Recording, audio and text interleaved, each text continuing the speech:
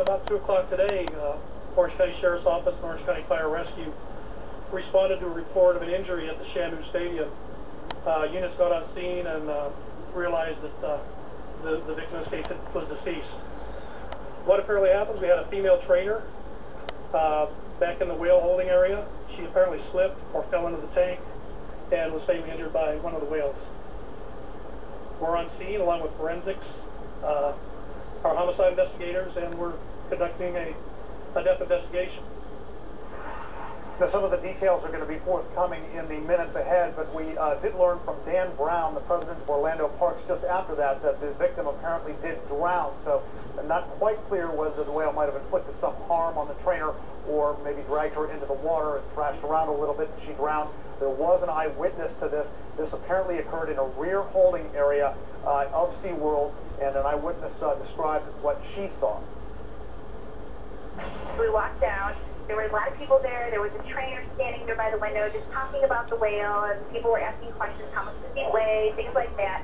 And then the whale went on his, floated upside down, and the trainer downstairs said, oh, yeah, they're giving him a belly rub. He really likes that. And I could tell it was Kalika because you could tell by the huge fist.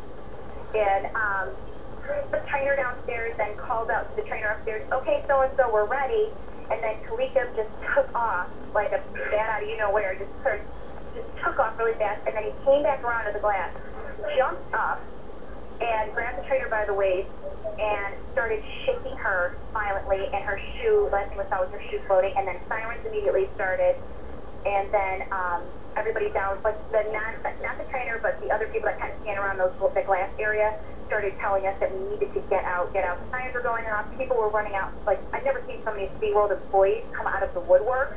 The people in suits, people in dress clothes, and they were just yelling at us that we needed to get out.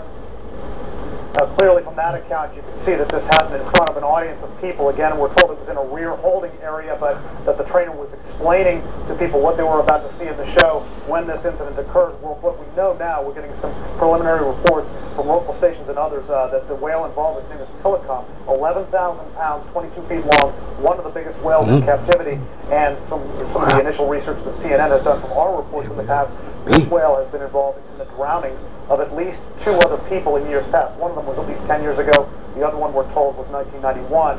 Again, probably in those incidents, we think that these were incidents of people falling in the water, or somebody may have been joking around and just jumped in the water.